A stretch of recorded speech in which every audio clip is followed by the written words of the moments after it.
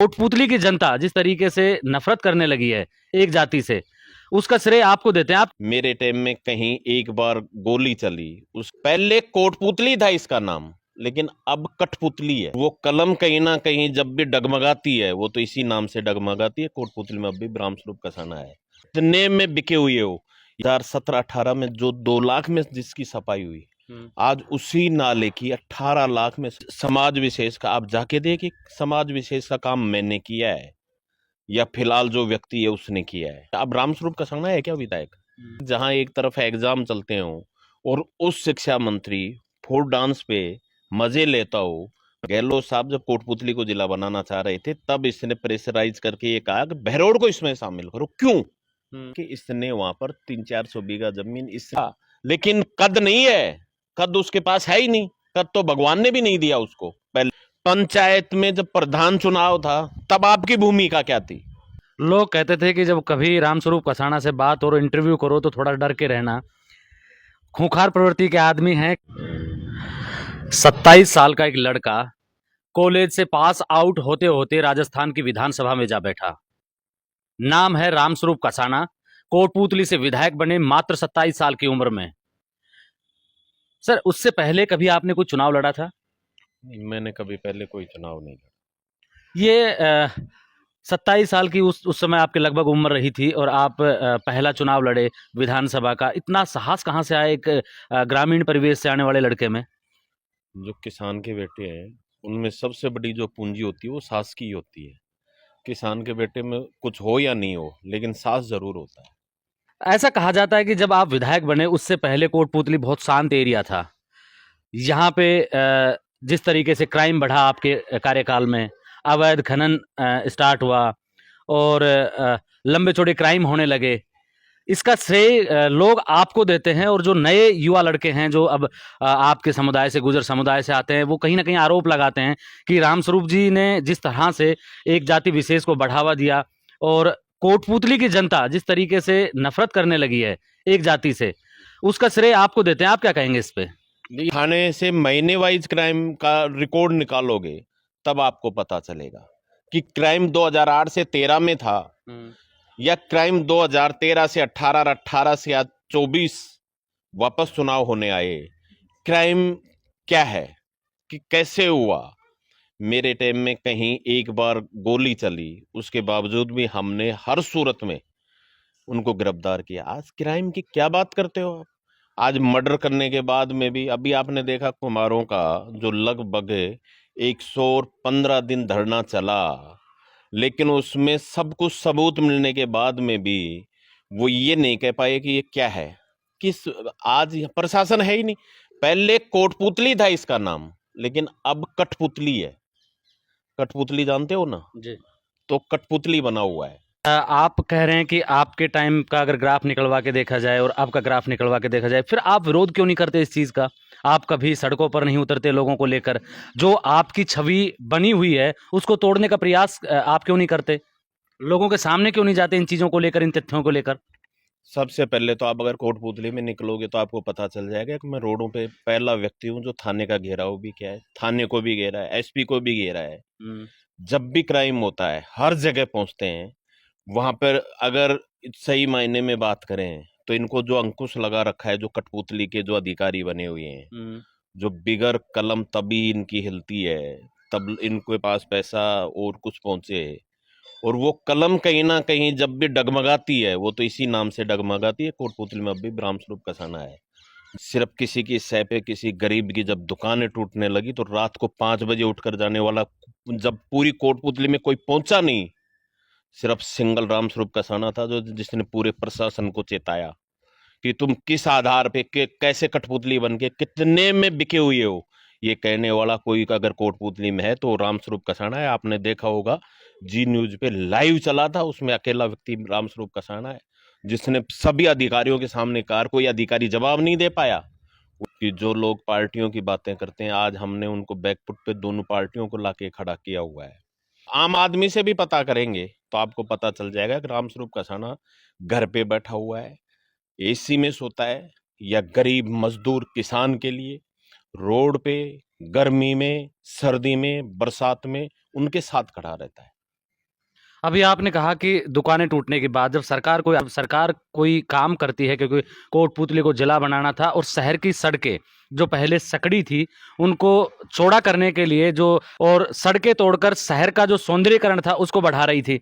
अनपढ़ व्यक्ति जिसको उस शिक्षा मंत्री और गृह मंत्री बना रखा, उसको ये नहीं पता कि मास्टर प्लान क्या है, उसके तहत कैसे लागू होता है, वो लोगों को बता रहा है। सौंदर्यीकरण किसे कहते हो? सौंदर्यीकरण किसे बताना चाह रहे हो? सौंदर्यीकरण कम से कम जहां भी ये आप देखिए, जहां भी सघन आबादी में मास्टर प्लान जब भी लागू हुआ है तो सघन आबादी को छोड़ के लागू किया जाता है। ये हिंदुस्तान का संविधान है।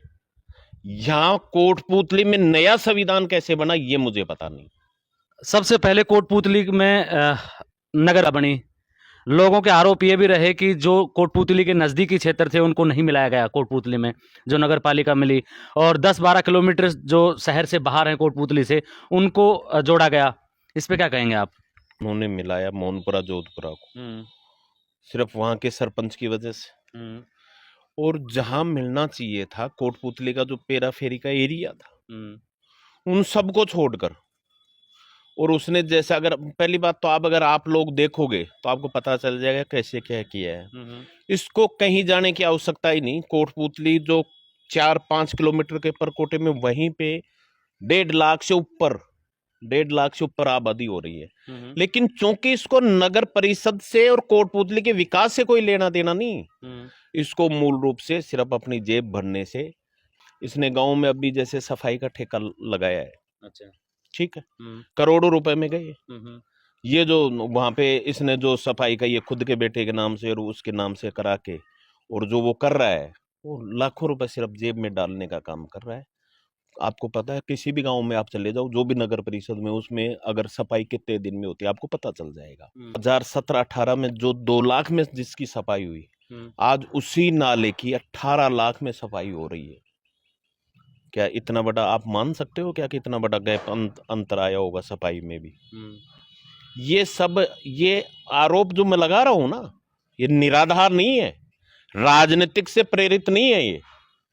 ये नहीं है एक ओछी राजनीति हो, ये रिकॉर्डली आरोप है। ये अगर इनका जवाब देना चाहे वो कभी भी किसी भी मंच पे, तो मैं उसको खुली चुनौती देता हूं। कहीं ने पूरी कोटपुतली को लूटने का काम किया है।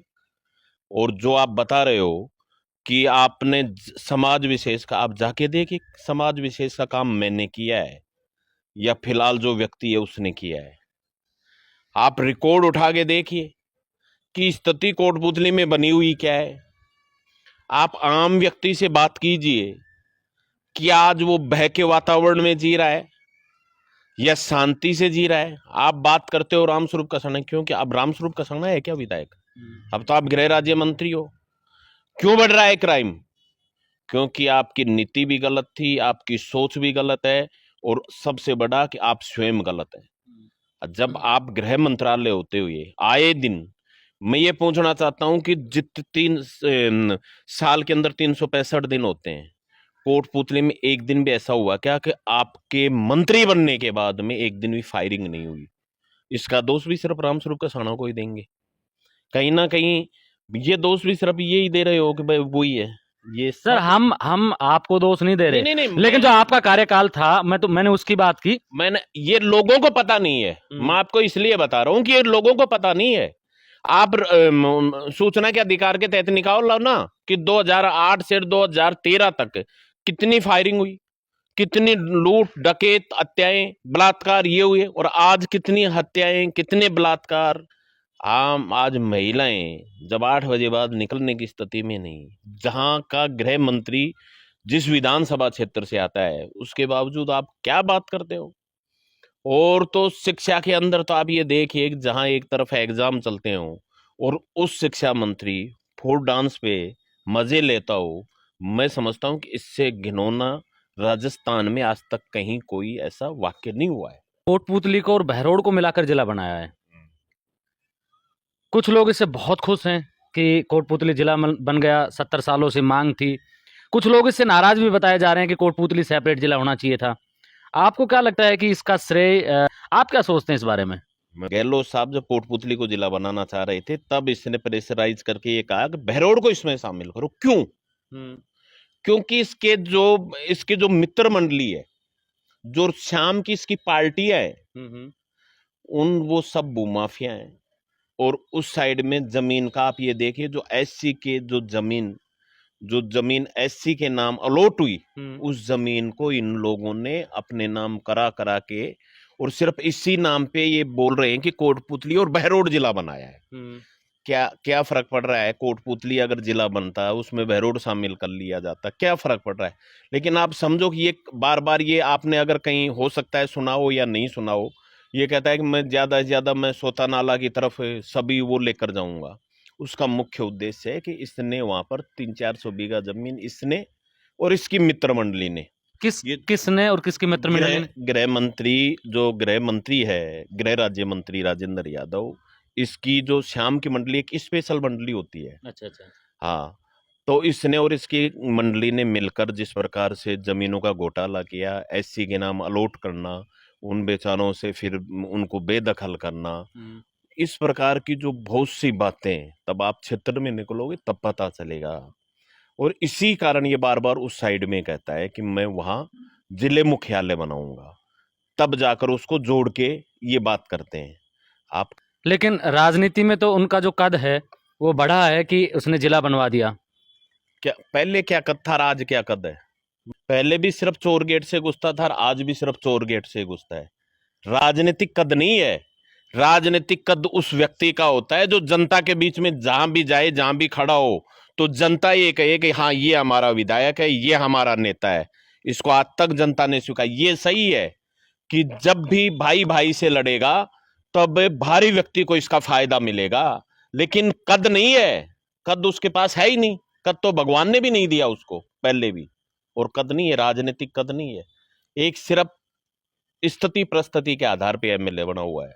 6 महीने बचे हैं चुनाव में, आपकी किस तरह से तैयारियां चल रही है और कौन सी पार्टी का दामन आप थामे रहेंगे? क्योंकि आप अभी तक जो पिछला आपने चुनाव लड़ा वो आरएलपी के बैनर के नीचे लड़ा, क्या अभी वहीं रहेंगे या फिर किसी दूसरी पार्टी में जाएंगे? किसान के घर में जब औलाद जन्म लेती है तो वो अपने साथ धन दौलत लाए या नहीं लाए, लेकिन वो सास और शौर्य जरूर लेकर आती है। और ये हमारा सौभाग्य है कि हमने किसान परिवार में जन्म लिया है। आरएलपी में इसलिए है कि वो किसान के बेटे की पार्टी है। आज पूरे 5 साल में राजस्थान में अगर किसी ने संघर्ष किया है तो सिर्फ आरएलपी पार्टी ने किया है, क्योंकि वो किसानों को, गरीब मजदूर, इन सब को अपना भाई मानते हैं, और हम दृढ़ता से ये चुनाव लड़ेंगे। हनुमान बेनीवाल राजनीतिक मंचों से और प्रेस कॉन्फ्रेंस में प्रेस के सामने कई बार कह चुके सचिन पायलट को कि आप नई पार्टी का गठन कीजिए और हमारे साथ गठबंधन करके चुनाव लड़िए। इस पे आप क्या कहेंगे कि अगर सचिन पायलट अगर अपनी पार्टी बनाते हैं तो आरएलपी को कितना फायदा होगा और सचिन पायलट की क्या भूमिका रहेगी उस दौरान? मैं इतना नहीं कह सकता कि आरएलपी को क्या फायदा होगा। मैं ये कह सकता हूं कि राजस्थान को फायदा होगा, राजस्थान के आम व्यक्ति को फायदा होगा, राजस्थान के युवाओं को फायदा होगा। जिस प्रकार से इस सरकार ने पिछले 5 साल के अंदर इन विधायकों और मंत्रियों के जिस प्रकार से इन्होंने लूट मचा रखी है, मैं कहना चाहूंगा कि इनके जितने जो कैबिनेट में है 80% जेल में जाएंगे ये लोग, जिन्होंने लाखों युवाओं के भविष्य के साथ खिलवाड़ किया। एक एक पेपर 1000-1000 करोड़ रुपए में इन्होंने बेचा है। या जिस प्रकार से इस पार्टी ने सिर्फ ये कह रहे हैं कि हम राहत, आप सबसे पहले तो भ्रष्टाचार से राहत दिलाओ ना राजस्थान को। बताइए कि जो युवा जिनकी आयु नौकरी से हो गई उनका क्या होगा? उनके दोषी कौन है? क्या उनको सजा मिली? क्या उन लोगों को फायदा मिलेगा जीवन में कभी दोबारा?